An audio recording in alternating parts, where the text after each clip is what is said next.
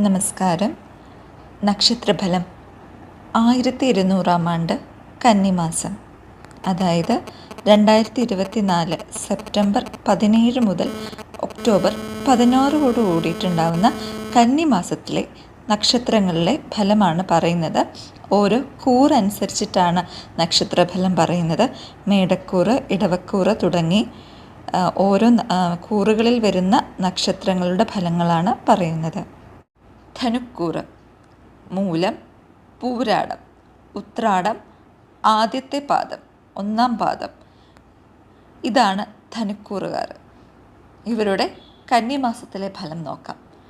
അപകടങ്ങളിൽ നിന്ന് രക്ഷപ്പെടാൻ സാധ്യതയുണ്ട്.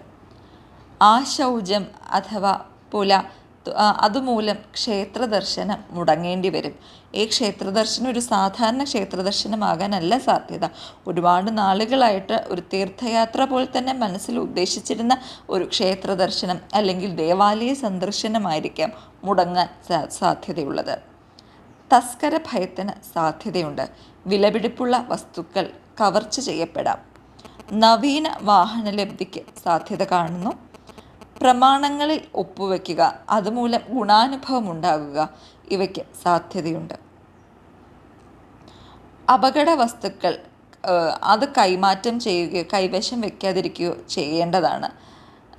പ്രത്യേകിച്ചും ഈ സ്ഫോടന ഇതിൽ വരുന്ന അഗ്നിഭയത്തിന് ഈ നക്ഷത്രക്കാർക്ക് സാധ്യതയുള്ളത് കൊണ്ടും കൂടിയാണ് ഡേഞ്ചറസ് ആയിട്ടുള്ള അപകടം വരുത്തുന്ന വസ്തുക്കളൊക്കെ കൈവശം വയ്ക്കാതിരിക്കുകയാണ് നല്ലത്.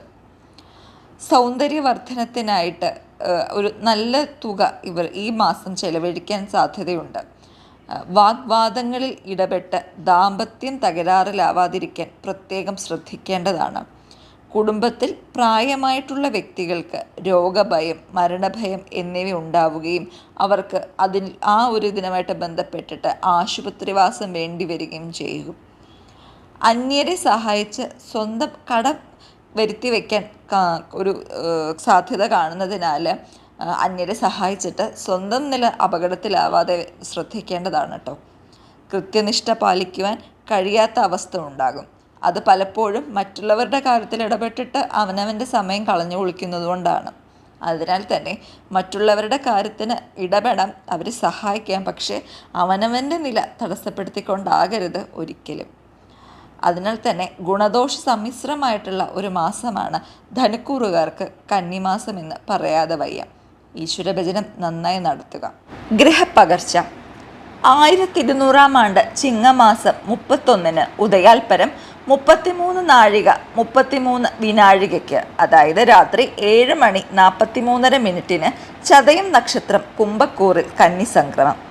1200 ആണ്ട് കന്നിമാസം 7 10 നാഴികയ്ക്ക് ബുധൻ കന്നിരാശിയിലേക്കും, കന്നിമാസം 24 13 നാഴികയ്ക്ക് ബുധൻ തുലാം രാശിയിലേക്കും, കന്നിമാസം 2 19 നാഴികയ്ക്ക് ശുക്രൻ തുലാരാശിയിലേക്കും, കന്നിമാസം 27 ഉദയപൂർവം 1 നാഴികയ്ക്ക് ശുക്രൻ വൃശ്ചികം രാശിയിലേക്കും സഞ്ചരിക്കുന്നു.